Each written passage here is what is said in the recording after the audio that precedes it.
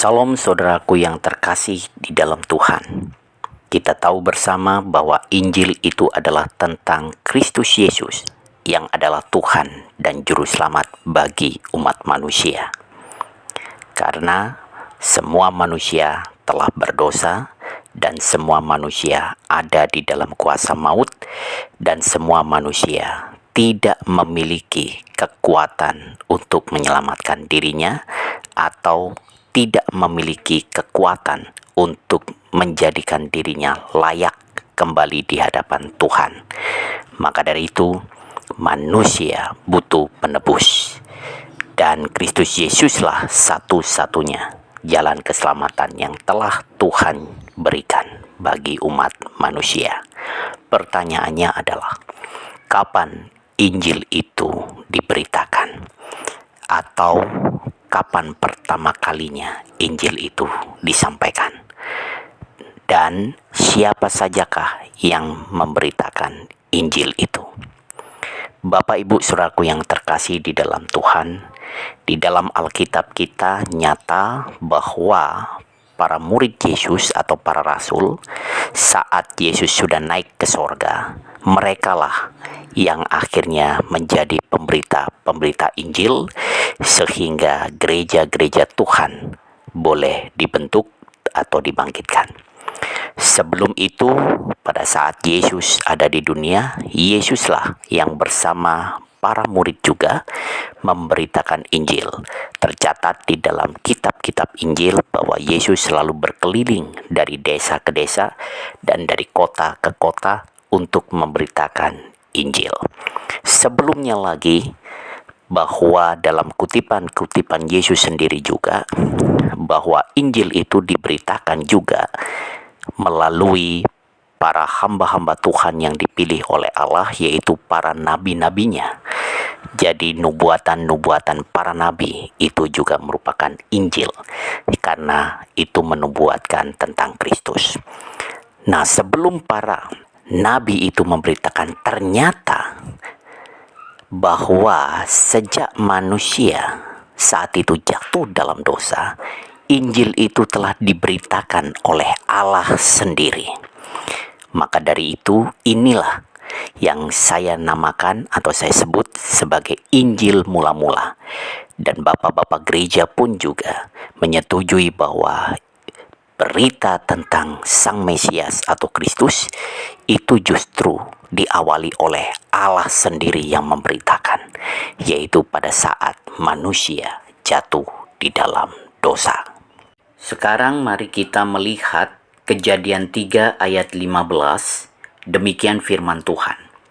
Aku akan mengadakan permusuhan antara engkau dan perempuan ini, antara keturunanmu dan keturunannya. Keturunannya akan meremukkan kepalamu, dan engkau akan meremukkan tumitnya. Inilah Injil mula-mula itu. Di situ pada saat manusia jatuh di dalam dosa, Tuhan mengadakan permusuhan dengan iblis.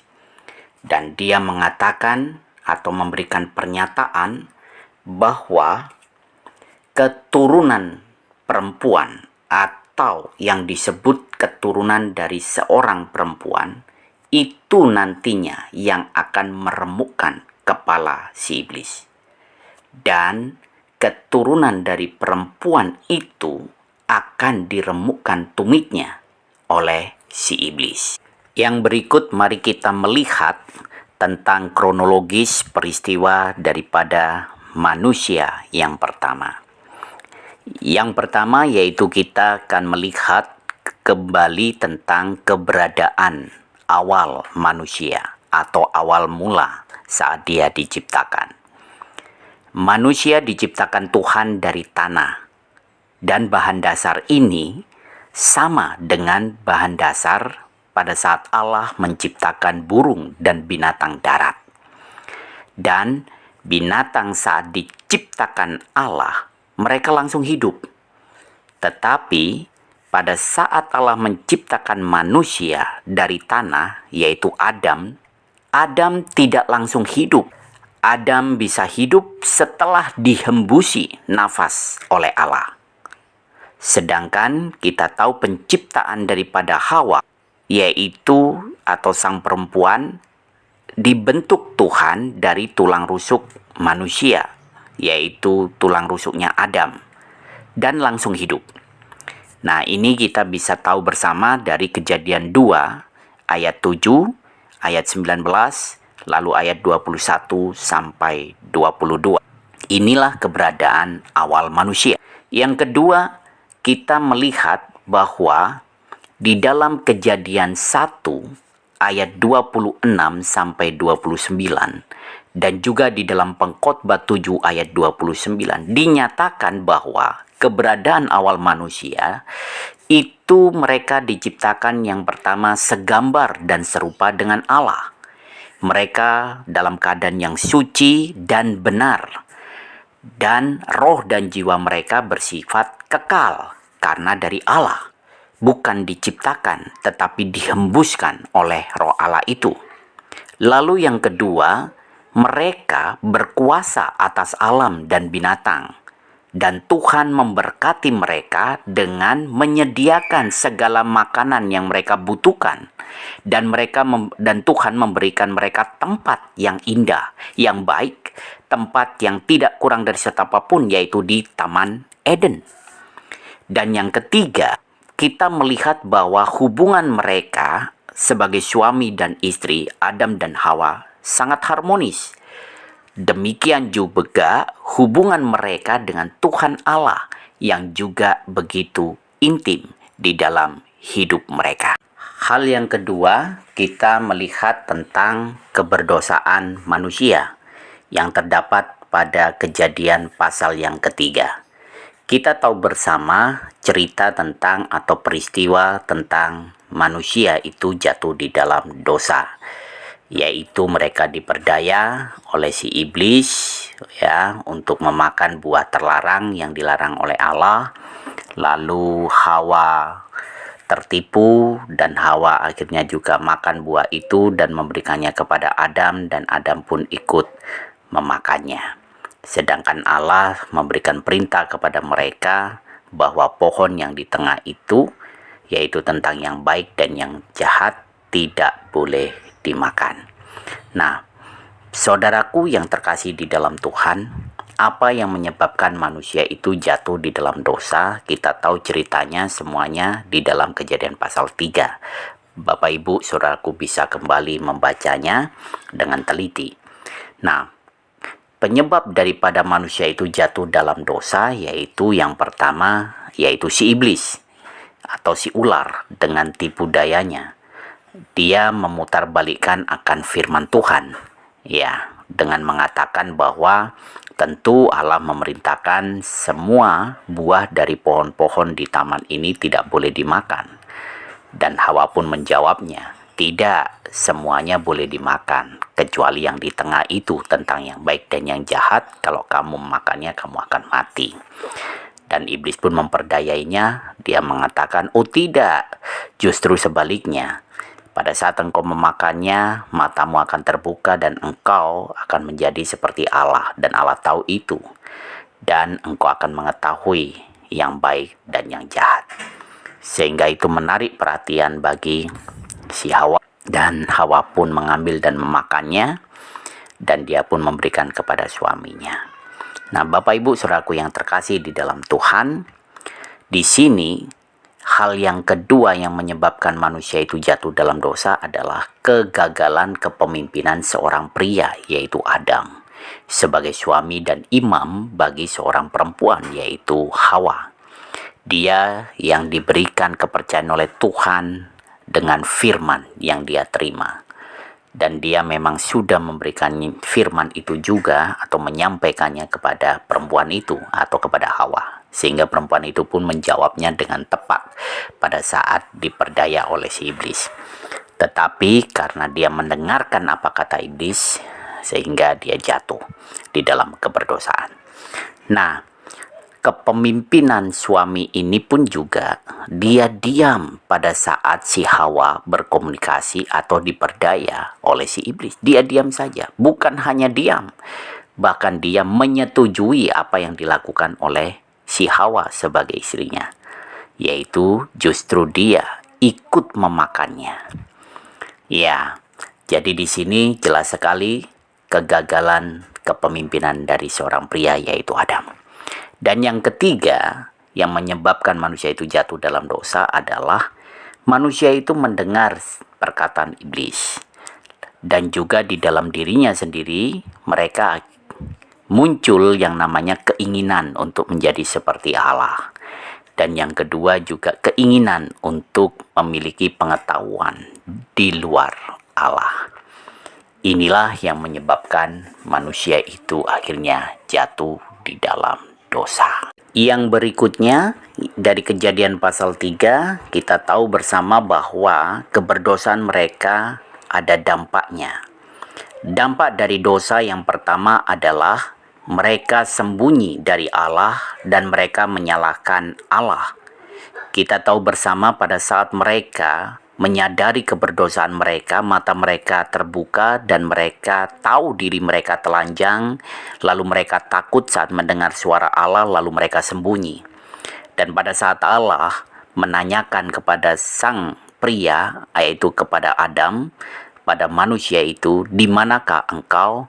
Adam pun menyampaikan tentang ketakutan mereka karena mereka sedang telanjang. Lalu di situ Tuhan Allah mengatakan siapa yang mengemukakan atau siapa yang memberitahu kamu bahwa kamu telanjang. Lalu di situ Adam berkata kepada Allah, perempuan yang kau tempatkan di sisiku inilah, yaitu dia yang memberikan buah itu kepadaku maka aku makan. Berarti di situ Adam menyalahkan Hawa dan sekaligus menyalahkan Tuhan dengan pernyataan itu. Maka dari itu dampak dari dosa yang kedua yaitu menyalahkan orang lain atau pihak lain. Demikian juga Hawa pada saat ditanya oleh Tuhan apa yang sedang kau lakukan, dia pun juga menyalahkan si ular karena si ular adalah yang memperdaya dia maka dia makan. Lalu dampak yang ketiga adalah dari keberdosaan mereka, mereka tentunya menerima konsekuensi dari Allah. Konsekuensi dari Allah apa saja? Yaitu yang pertama, kepada sang perempuan, yaitu Hawa, seorang wanita akan mengalami kesusahan dan akan mengalami penderitaan saat mereka hamil dan melahirkan. Yang kedua, kepada seorang pria, yaitu kepada Adam, bahwa seorang pria akan mengalami kesusahan dalam mencari makan dan di dalam mengelola tanah. Dan yang ketiga, Tuhan kepada si ular, Tuhan mengutuk si ular sehingga ular berjalan dengan perutnya dan debu tanah akan termakan sepanjang hidupnya. Yang keempat, yaitu mereka manusia diusir dari Taman Eden. Jadi mereka mengalami perubahan dari keadaan semula, di mana kita tahu bersama tadi keberadaan awal manusia, mereka diberkati oleh Tuhan. Mereka diberikan tempat yang sungguh luar biasa dengan segala sesuatunya ada dan kebutuhan mereka terpenuhi di sana. Tetapi sekarang mereka harus bekerja keras dalam mencari makan dan juga mereka diusir dari tempat yang indah itu, yaitu dari Taman Eden. Dosa merupakan masalah yang serius, masalah yang besar bagi kehidupan manusia karena memiliki dampak kekekalan, yaitu dalam Roma 6 ayat 23 dikatakan di sana, upah dosa adalah maut. Satu dosa saja sudah membawa manusia itu ke neraka yang kekal. Maka dari itu kita tahu bersama bahwa dosa membuat manusia itu tidak layak di hadapan Tuhan. Karena Tuhan menghendaki kesucian, yaitu hidup yang tanpa dosa. Tetapi pada kenyataannya adalah manusia itu gagal. maka manusia tidak lagi punya kekuatan kemampuan untuk melayakkan dirinya di hadapan Allah. Maka dari itu Allah lah sendiri yang penuh kasih itu, yang memberikan solusi bagi manusia. Allah lah yang menyelesaikan masalah dosa manusia itu. Dengan cara yang pertama, Allah yang mencari dan mendatangi manusia yang berdosa itu. Kita tahu bersama pada saat Adam dan Hawa jatuh ke dalam keberdosaan, Allah yang mencari mereka. Allah yang mendatangi mereka. Di manakah engkau, yang Allah tanyakan kepada mereka. Yang kedua, Allah memberikan mereka pakaian dari kulit binatang, sehingga mereka tidak lagi malu atau takut di hadapan Allah, tidak perlu lagi sembunyi dari Allah. Lalu yang ketiga, Allah menjanjikan keturunan dari sang perempuan yang akan meremukkan kepala si iblis, dan iblis akan meremukkan tumit daripada keturunan dari perempuan itu. Itu terdapat di dalam Kejadian pasal yang ketiga ayat 8-9, lalu ayat yang ke-21 dan juga ayat yang ke-15. Jadi Bapak Ibu Saudaraku yang terkasih dalam Tuhan, kesimpulan yang kita bisa dapatkan dari pembelajaran kita pada saat ini, yang pertama adalah hati-hati dengan si iblis, karena dia penuh dengan tipu daya, dan jangan sampai diri kita punya hubungan dengan iblis. Yang kedua, hati-hati dengan diri kita sendiri sebagai manusia, karena dalam diri kita ada potensi untuk kita ingin seperti Allah, merasa mampu, merasa berkuasa, bebas dengan keputusan, ingin bebas dari segala-galanya, ingin bebas dari hukum daripada Allah.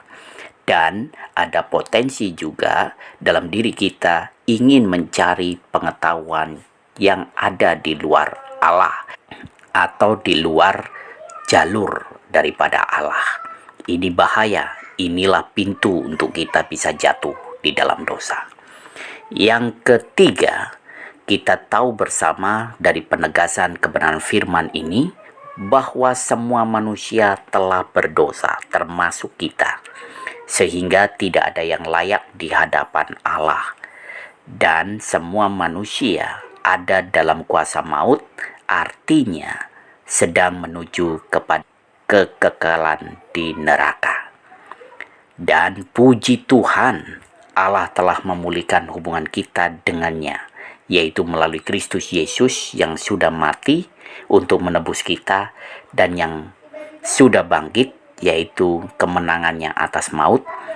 Dan Yesus Kristus yang telah dijanjikan itu, yang dinyatakan, yang di dalam Kejadian pasal 3 tadi, yaitu yang disebut sebagai keturunan dari seorang perempuan, Yesus dilahirkan dari seorang perawan.